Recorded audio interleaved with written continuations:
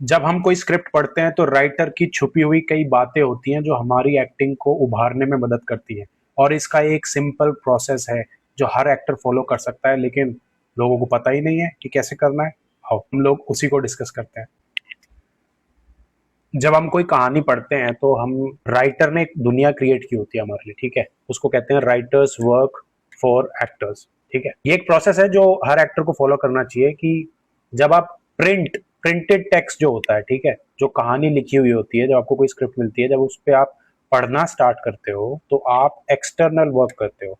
और ये external work है कहानी को समझना, कहानी के शब्दों और पैराग्राफ्स को ठीक से रीड करना और उसके मीनिंग को एक्सप्लोर करने की पहली कोशिश करना। ये सारा होता है कॉन्शियस माइंड से, ठीक है। अभी आपका कॉन्शियस ब्रेन काम कर रहा है, अभी एक्टिंग शुरू नहीं हुई है, अभी आप सिर्फ समझ रहे हो।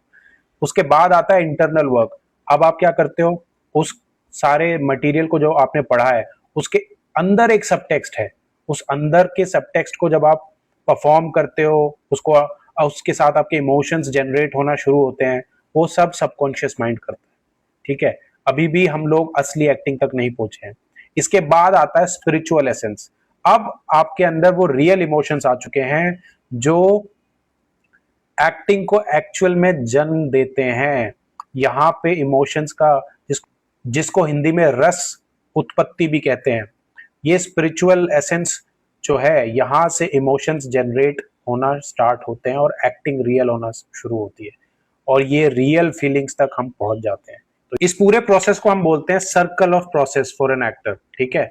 ये आप चार सर्कल्स में डिवाइड कर सकते हैं। पहला वही एक्सटर्नल वर्क जो हमारे कॉन्शियस ब्रेन ने किया, दूसरा सर्कल जिसमें इंटरनल वर्क हुआ और वो हमारे सबकॉन्शियस ब्रेन ने किया, तीसरा स्पिरिचुअल वर्क, स्पिरिचुअल एसेंस, जिसमें थोड़े बहुत इमोशंस जनरेट होना शुरू हुए, हम एक एक्चुअल ट्रुथ की तरफ बढ़ रहे हैं कैरेक्टर को समझने के लिए, क्योंकि उसमें हमारी रिहर्सल भी इन्वॉल्व है, मूवमेंट भी इन्वॉल्व है, फीलिंग्स भी इन्वॉल्व है। तो ये स्पिरिचुअल प्रोसेस है जो सबकॉन्शियस के अंदर जाके होता है।